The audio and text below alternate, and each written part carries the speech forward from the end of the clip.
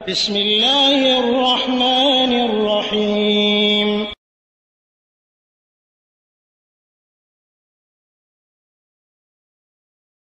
ওয়ালাইকুম আসসালাম ওয়া রাহমাতুল্লাহি ওয়া বারাকাতুহু। সৌদি আরব থেকে এক ভাই জানতে চেয়েছেন যে মসজিদে যদি জামাত শেষ হয়ে যায়, এখন আপনি একাকী জামাত করবেন, তো জামাত ফরজটা আগে আদায় করবেন নাকি সুন্নাতটা আগে আদায় করবেন? জি সম্মানিত ভাই, আপনি কোন ওয়াক্তের নামাজ বলছেন এটা কিন্তু ক্লিয়ার করেননি।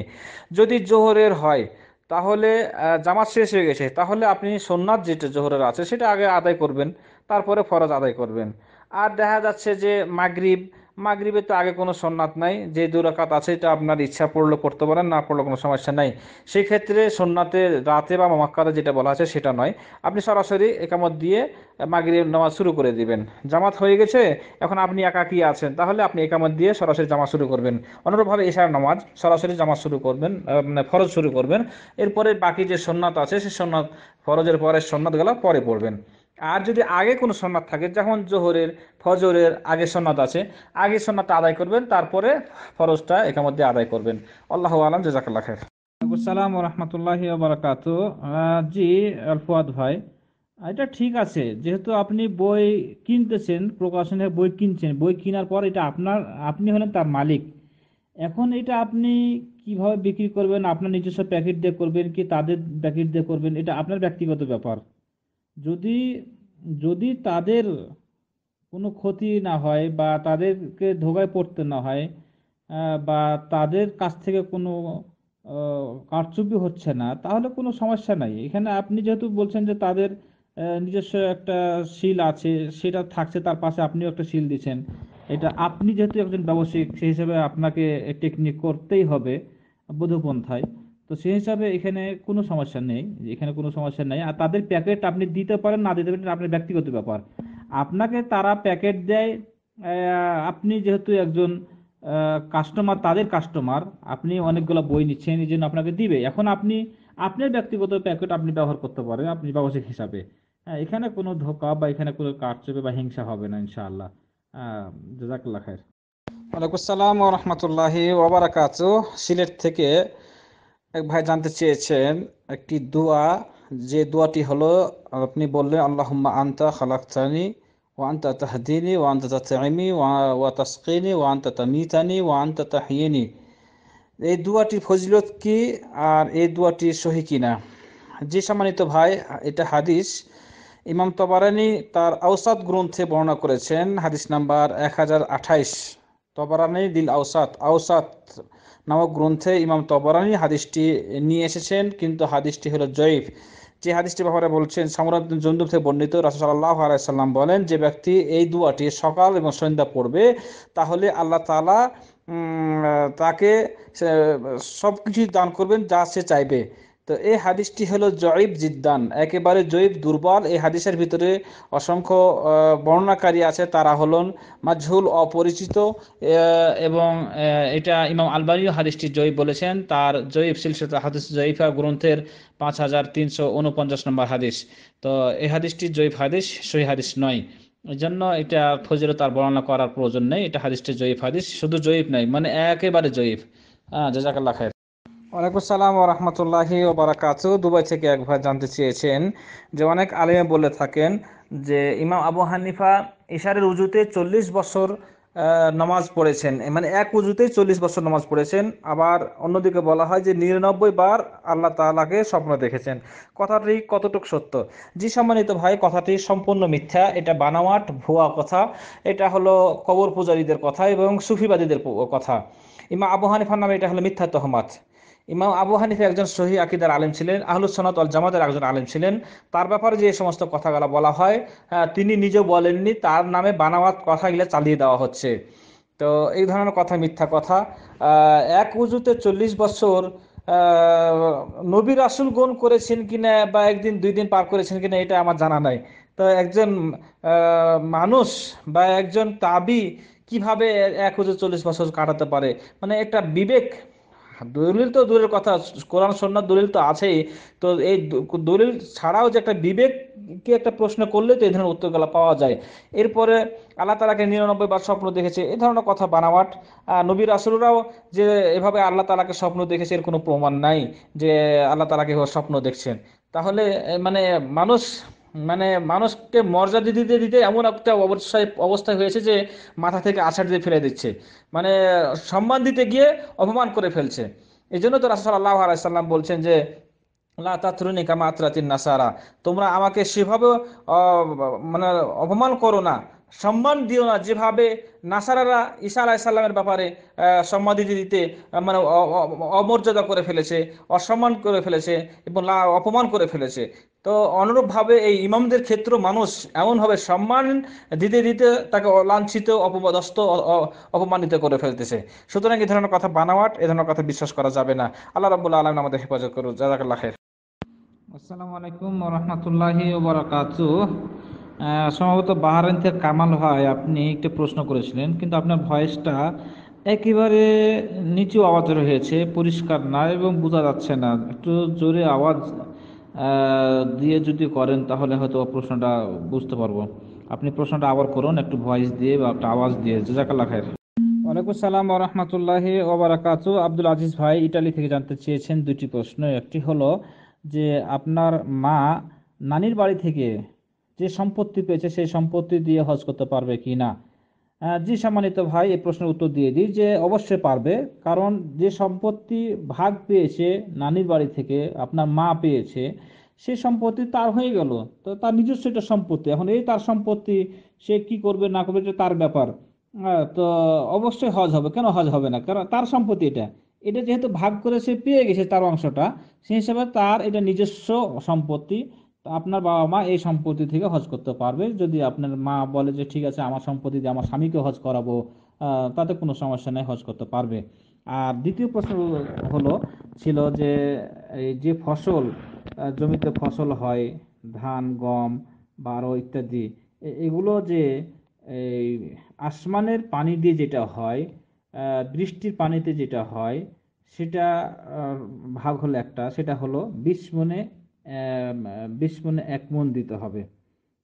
20 মণে 1 মণ আপনাকে ধান বা গম 20 মণে 1 মণ দিতে হবে। আর যেটা সেচের পানিতে মেশিন বা যেটা নিজেই কষ্ট করে সেচের পানিতে করে সেটা হলো 10 মণে 1 মণ দিতে হবে। এখানে আল্লাহ তাআলা এটা ছাড় দিয়েছে, যেহেতু এখানে আপনার কষ্ট আছে, এখানে খরচ আছে, সেই হিসাবে আপনাকে এখানে 20 মণে 1 মণ দিতে হবে না, 10 মণে 1 মণ। আর যেটা আকাশ বা বৃষ্টির পানিতে হয় সেটা হলো 20 মণে 1 মণ। এই হলো এই ফসলের নিয়ম। এটাকে অসুর বলা হয়, যে অসুর অসুর আমরা যেটা আদায় করি সেটা হলো এটা। আল্লাহু আ'লাম। জাযাকাল্লাহ খাইর। ওয়ালাইকুম আসসালাম ওয়া রাহমাতুল্লাহি ওয়া বারাকাতুহু। জি, সৌদি আরব থেকে সম্ভবত আলী ভাই জানতে চেয়েছেন যে আকিকা যে আমরা করি বাচ্চার, তো অনেক সময় আত্মীয় স্বজন আসে, আকিকার দাওয়াত দিলে তারা হাদিয়া নিয়ে আসে, তো এটা নেওয়া যাবে কিনা। জি সম্মানিত ভাই, যদি এই নিয়াত করে নেন যে আকিকা দিয়েছেন, এই নিয়াতে সে নিয়ে এসেছে আর এই নিয়াত করে আপনি নেবেন, তাহলে সেটা নেওয়া যাবে না। কারণ যদি অলিমা অনুষ্ঠানে দাওয়াত দেন, বিবাহের পর যে অলিমা হয় ছেলের, সেই অলিমা অনুষ্ঠানেও আপনি কিছু নিতে পারেন না অন্য কারোর কাছ থেকে। অনুরূপ এই আকিকার ক্ষেত্রেও সে বিধানটা একই। কিন্তু যদি আপনি অসহায় হন, বা আপনি একটু গরিব হন, মিসকিন হন, বা একটু দুর্বল অসহায় হন আর্থিক দিক থেকে, এই বাচ্চা ডেলিভারির অনেক খরচ হয়েছে, সেই দিক থেকে কেউ যদি সহযোগিতা করে, গোপনীয়ভাবে আপনাকে সহযোগিতা করে যে অনেক খরচ হয়েছে ডেলিভারির কাজে, বাচ্চা ভূমিষ্ঠ হওয়ার সময়তে অনেক পয়সা খরচ হতে পারে স্বাভাবিক।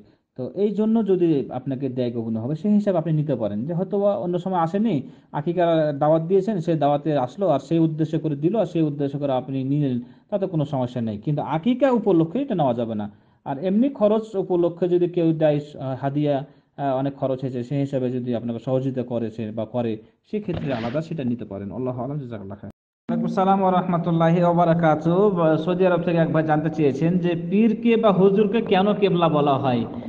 জি সম্মানিত ভাই, এটা আমারও প্রশ্ন যে কেন তাকে কেবলা বলা হবে। কেবলা তো হলো মুসলমানদের হলো কাবা, মানে যেদিকে মুখ করে মানুষ নামাজ পড়ে, সালাত আদায় করে, সেটাই হলো কেবলা, সেটাই হলো কাবা। তো আমাদের দেশের পীরকে কেন কেবলা বলে? এই জন্য কেবলা বলে যে ওই পীরের দিকে মানুষ ঝুঁকে যায়, পীরের কাছে মাথা নত করে, পীরের কাছে তাবিজ নেয়, পীরের কাছে বিভিন্ন সাহায্য নেয়, মানে আল্লাহ তাআলা ব্যতি রেখে পীরকেই সব কিছু মনে করে, এই জন্য কেবলা বলে।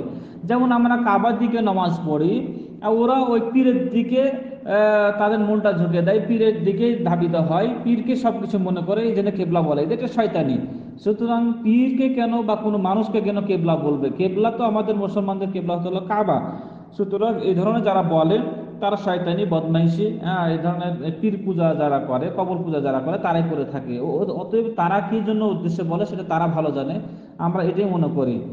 তো সুতরাং এই ধরনের কথা বলা ঠিক নয়, এটা শরীয়ত বহির্ভূত কাজ। আল্লাহ রাব্বুল আলামিন আমাদের হেফাজত করুন। জাযাকাল্লাহ খাইর। ওয়ালাইকুম আসসালাম ওয়া রাহমাতুল্লাহি ওয়া বারাকাতুহু। বগুড়া, বাংলাদেশ থেকে এক ভাই জানতে চেয়েছেন যে স্বামী স্ত্রী মিলন করার পর এই যে হোয়াটসঅ্যাপের প্রশ্ন উত্তরগুলো শোনা যাবে কিনা? জি সম্মানিত ভাই, অবশ্যই যাবে, কোনো সমস্যা নেই। যেটা নিষেধ আছে সেটা হলো যে কোরআন স্পষ্ট করা নিষেধ আছে, কোরআন পড়া নিষেধ আছে। যতক্ষণ পর্যন্ত গোসল না করবে ততক্ষণ পর্যন্ত আপনি কোরআন পড়তে পারবেন না, না স্পর্শ ছাড়া বা স্পর্শ করে।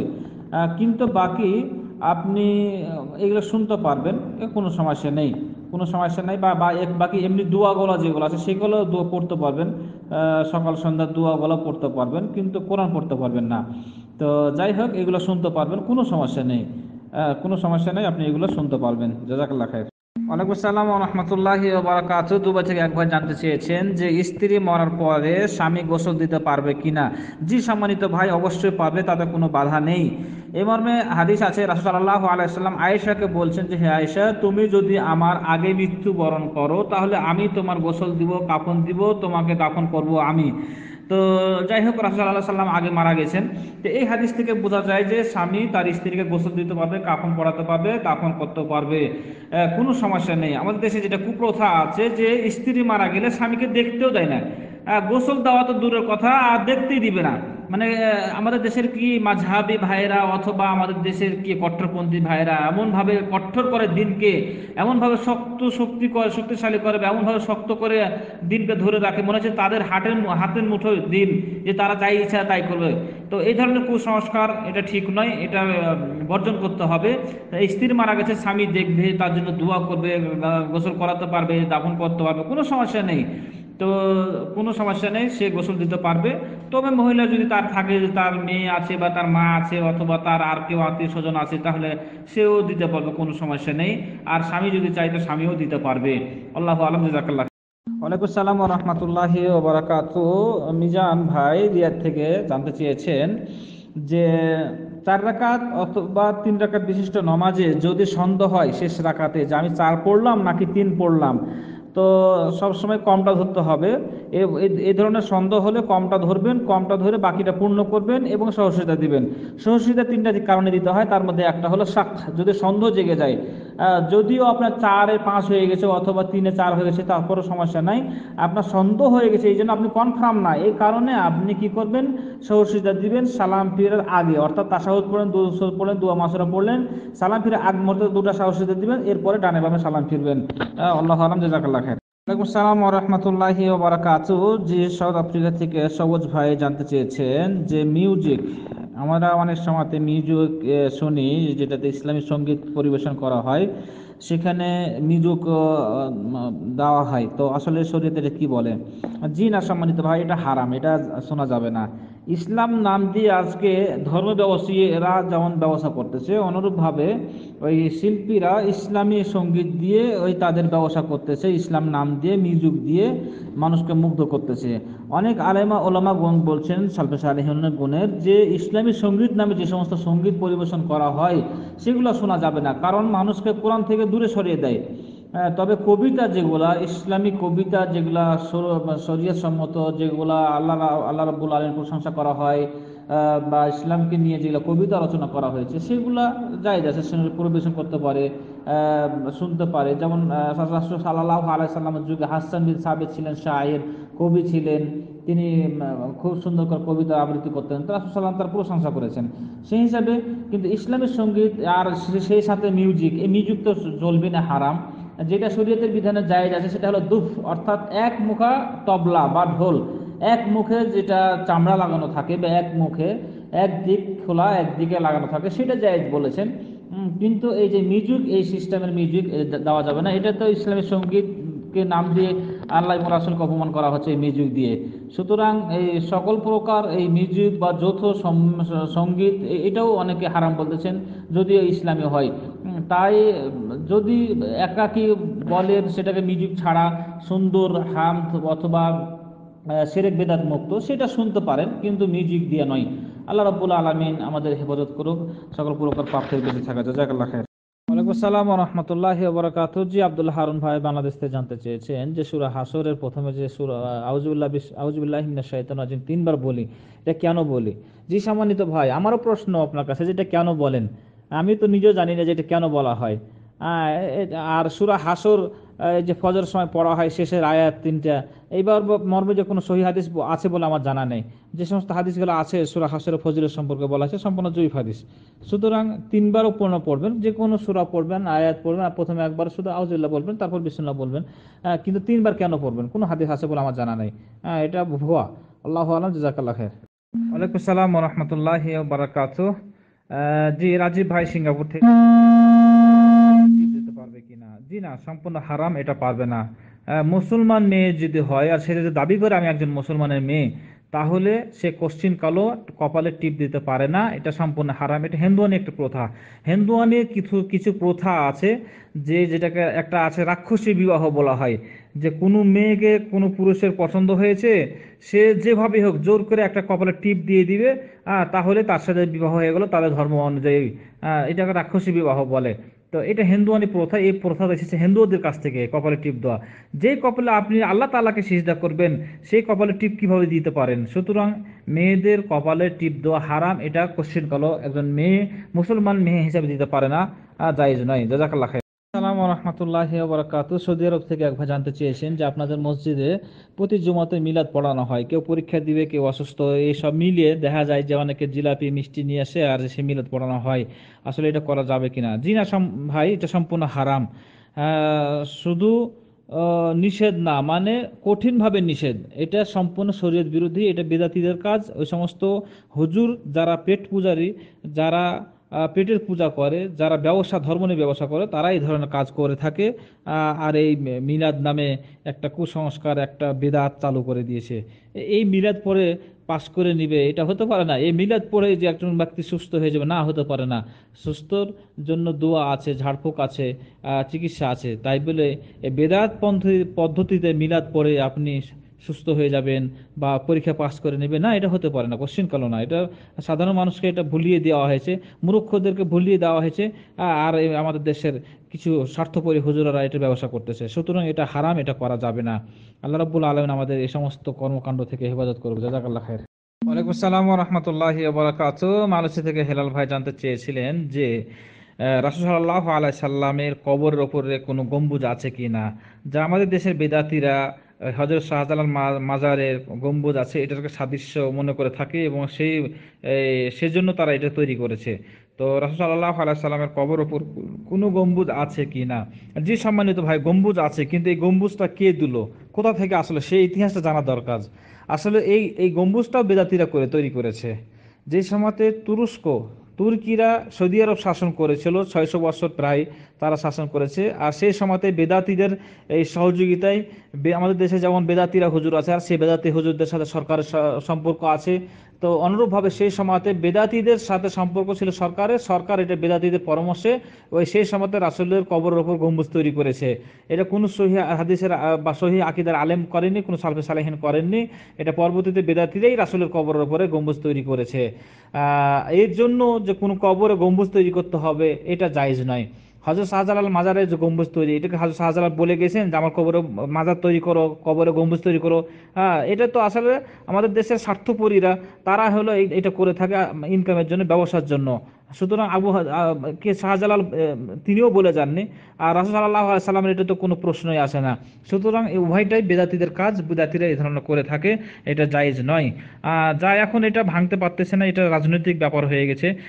এই দেশের আলেমেরাও এটার বিরোধী, যে কোনো কবরের ওপর গম্বুজ রাখা যাবে না, তারপরও রাজনৈতিক কারণে এটা ভাঙতে পারতেছে না। তো যাই হোক, এটা বেদাতীদের কাজ। জাযাকাল্লাহ খায়ের। ওয়ালাইকুম সালাম ওয়া রাহমাতুল্লাহি ওয়া বারাকাতুহু। জি, সাইফুল ইসলাম ভাই বাংলাদেশ থেকে জানতে চেয়েছেন যে পৃথিবীতে নাকি হিন্দু ধর্ম আগে এসেছে, এটার কোনো সত্যতা বা বাস্তবতা আছে কিনা। জি সম্মানিত ভাই, এটা সম্পূর্ণ মিথ্যা, এটা বানাওয়াট। আল্লাহ তাআলা যে সমস্ত কোরআনে আয়াত নাজিল করেছেন সেগুলোতে বলা হয়েছে যে ইসলাম বা তাওহীদ দিয়ে শুরু হয়েছে ইসলাম ধর্ম। সুতরাং আদম আলাইহিস সালাম কি হিন্দু ছিলেন? নাউজুবিল্লাহি মিন জালিক। আদম আলাইহিস সালামকে আল্লাহ তাআলা তৈরি করলেন নিজ হাতে, আর আল্লাহ তাআলা তাকে মুমিন একজন নবী হিসাবে প্রেরণ করলেন দুনিয়াতে। তো তারপর থেকে নিয়ে নূহ আলাইহিস সালাম পর্যন্ত 1000 বছর বলা হয়েছে। আশারাত কুরুনি, ইবনে আব্বাস রাদিয়াল্লাহু তাআলা আনহুম বলছেন যে আদম আলাইহিস সালাম থেকে নূহ আলাইহিস সালাম পর্যন্ত 1000 বছর মানুষ সবাই ছিল তাওহীদের উপরে, ইসলামের উপরে, একনিষ্ঠ ধর্মের উপরে, মানে ইসলাম ধর্মের উপরে ছিল। এরপরে আস্তে আস্তে শিরকের সূচনা হয়, শিরক চালু হয় নূহ আলাইহিস সালামের যুগে। সুতরাং আগে হিন্দু ধর্ম এসেছে এই ধরনের কথাটা সম্পূর্ণ মিথ্যা বানাওয়াট, যা বহুত কোরআন আয়াত এবং হাদিস থেকে প্রমাণ যে আদম আলাইহিস সালাম থেকে নিয়ে নূহ আলাইহিস সালাম পর্যন্ত 1000 বছর সবাই ছিল ইসলামের উপরে, তাওহীদের উপরে। সুতরাং পরবর্তীতে নূহ আলাইহিস সালামের যুগে শিরক চালু হয়েছে, অত হিন্দু হোক খ্রিস্টান হোক যেটাই হোক না কেন, এটা পরবর্তীতে শিরকের সূচনা হয়, যা শয়তানের ওয়াসওয়াসাতে আর কিছু ভালো মানুষদের ব্যাপারে বাড়াবাড়ি ফলে এই সমস্ত হয়েছিল। তো যাই হোক, এটা সম্পূর্ণ বানাওয়াট, মিথ্যা যে হিন্দু ধর্ম আগে এসেছে ইসলাম ধর্ম। এরপরে পরবর্তীতে হিন্দুরা হিন্দু ধর্ম পালন করতে শুরু করেছে, মূর্তি পূজা, যেটাই হোক না কেন। আল্লাহু আ'লাম। আসসালামু আলাইকুম ওয়া রাহমাতুল্লাহি ওয়া বারাকাতুহু। জি হেলাল ভাই মালয়েশিয়া থেকে আরেকটি প্রশ্ন করেছিলেন যে কাবার ইমামদেরকে দেখলেন যে ইকামতের পর তাকবীরে তাহরিমা বাঁধার আগে একটা দোয়া পড়েন, কিমু সাউ, এটা আসলে কি, কোন দোয়া, কেন পড়তে হয়? জি সম্মানিত ভাই, এটা দোয়া না, আসলে ইমাম যিনি হবেন তার কর্তব্য হলো যে মুক্তাদিদেরকে কাতা সোজা করতে বলা। এটা কাতা সোজা করতে বলছে, যে ইস্তাউ মানে পুরা বরাবর হও, কাতা সোজা করো, তোমাদের কাতার গেলে সোজা করো, বাঁকা না থাকে, এই ধরনের কথা আরবিতে বলা হয়, যা হাদিসে যা সাব্যস্ত। সুতরাং যে ইমাম হবেন প্রত্যেক ইমামের উচিত হবে যে এই ধরনের কথা তার জামাত শুরু হওয়ার আগে বলা, এবং দেখা যে কাতার সোজা হয়েছে কিনা, কাঁধে কাঁধ লাগাইছে কিনা, পায়ে পা লাগাইছে কিনা, এই ধরনের কথা গেলে তারা বলে না। জাযাকাল্লাহ। ওয়ালাইকুম সালাম ওয়া রাহমাতুল্লাহি ওয়া বারাকাতুহু। জি তাইজুল ইসলাম ভাই সিলেট থেকে জানতে চেয়েছেন যে কোন হিন্দু ব্যক্তি মসজিদে দান করলে সেটা নেওয়া যাবে কিনা। হ্যাঁ সম্মানিত ভাই, এটা নেওয়া যাবে, কোনো ব্যাপার না। মসজিদ মাদ্রাসায় আপনি এটা নিতে পারেন, তবে সে কিছু পাবে না দুনিয়াতে, সে কিছু পেল, পরকালে তার কোনো কাজে লাগবে না এই দানটা। আল্লাহ তাআলা কোরআনে বলেছেন ওয়াজআলনাহু হাবাআম মানসুরা, তো তাদের এই কর্মকাণ্ডগুলো যেগুলো করেছে দুনিয়াতে সেগুলা ধূলিকণা নেই উড়ে যাবে, মানে কোনো কাজে আসবে না। হ্যাঁ, তো তার কাছ থেকে দান নিতে পারেন, সেটা আপনি ব্যবহার করতে পারেন এই মসজিদ মাদ্রাসার কাজে। তো এর সওয়াব সে দুনিয়াতে পেয়ে যেতে পারে, কিন্তু পরকালে কোনো সওয়াব পাবে না। তো নিতে পারেন, কোনো সমস্যা নেই। জাযাকাল্লাহ। ওয়ালাইকুম সালাম ওয়া রাহমাতুল্লাহি ওয়া বারাকাতুহু। আব্দুস সামাদ ভাই সৌদি আরব থেকে জানতে চেয়েছেন যে মহিলারা যখন হজ বা উমরা করতে আসে, যদি তাদের এই সময়তে পিরিয়ড চলে আসে বা মাসিক হয়ে যায়, তখন তারা কি করবে? জি সম্মানিত ভাই, এই ব্যাপারে সহিহ হাদিস, পরিষ্কার হাদিস, রাসূল সাল্লাল্লাহু আলাইহি সাল্লাম যখন হজে গিয়েছিলেন তার সাথে আয়েশা রাদিয়াল্লাহু আনহা ছিলেন, আর সেই সময়তে তার ওই পিরিয়ড চলে আসে বা মাসিক হয়ে যায়, তখন রাসূল সাল্লাল্লাহু আলাইহি সাল্লামকে বিষয়টা জানানো হয়েছিল। রাসূল সাল্লাল্লাহু আলাইহি সাল্লাম আয়েশা রাদিয়াল্লাহু আনহাকে বলেছিলেন যে তুমি হজের সম্পূর্ণ কাজ করো তওয়াফ ব্যতীত, অর্থাৎ তওয়াফ ছাড়া আরাফা অবস্থান, মিনা মুজদালিফা অবস্থান, পাথর মারা, জামরাতে পাথর মারা, তারপরে বাকি সব, মানে যেগুলো দোয়া দুরূদ আছে সেগুলো করবে, কিন্তু তওয়াফ করবে না।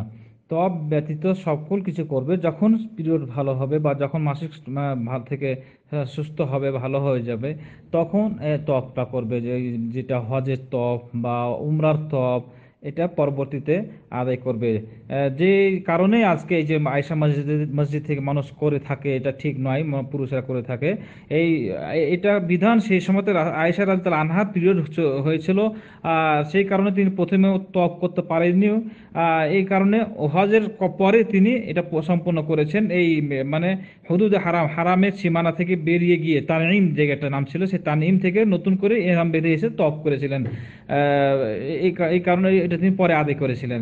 তো এখনো যদি কোনো মহিলার এরকম অবস্থা হয়, তাহলে সে কি করবে? সে এই যে মানে পরবর্তী যে এই উমরার জন্য বা তওয়াফের জন্য যে উমরার বাকি আছে হজের, সেটা পরে সে আদায় করবে এই বাইরে থেকে সে ইহরাম বেঁধে এসে। কিন্তু পুরুষেরা যেটা করে থাকে এটা ভুল কথা। তাহলে বোঝা গেল যে সব এরকম অবস্থা হলে সকল কিছু আদায় করে নিবে, শুধু তওয়াফ করবে না। সবকিছু সে আদায় করে নিবে। জাযাকাল্লাহ।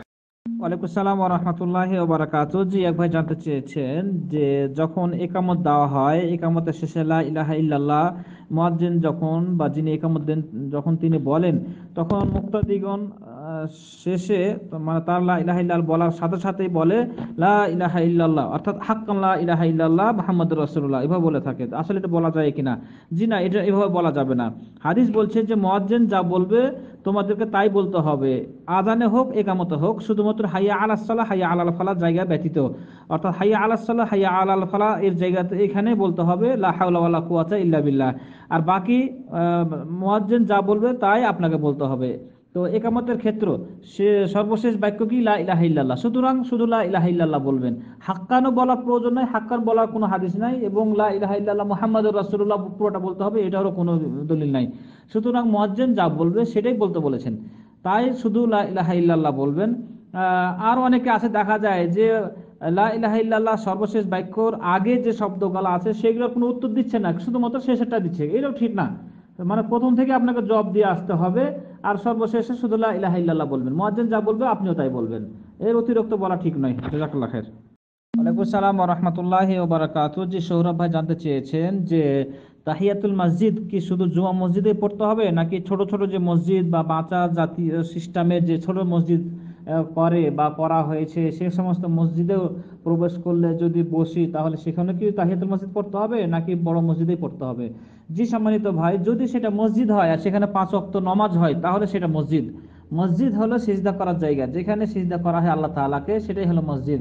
সুতরাং ছোট হোক, বড় হোক, আর মাচা হোক, আর যেই হোক না কেন, যদি সেখানে নামাজ পড়া হয়, 5 ওয়াক্ত নামাজ হয়, তাহলে সেটা মসজিদের হুকুম, আর সেখানে তাহিয়াতুল মসজিদ পড়তে হবে। শুধু যে জুমা মসজিদে বা বড় মসজিদে পড়তে হবে এমনটি নয়। ছোট মসজিদ হলেও সেখানে নামাজ পড়তে হবে তাহিয়াতুল মসজিদ। যদি আপনি সেখানে বসতে চান, কোরআন পড়তে চান, তাহলে 2 রাকাত সালাত আদায় করবেন, তারপরে আপনি বসবেন, তারপরে কোরআন তেলাওয়াত করবেন। ছোট মসজিদ তাই আপনাকে বা এটাকে দুর্বল ভাবা অথবা এটাকে হেয় প্রতিপন্ন করা না। যেখানে 5 ওয়াক্ত নামাজ হয়, হোক ওয়াক্তিয়া মসজিদ হোক ছোট মসজিদ, সেখানেও তাহিয়াতুল মসজিদ পড়তে হবে। জাযাকাল্লাহ খায়ের।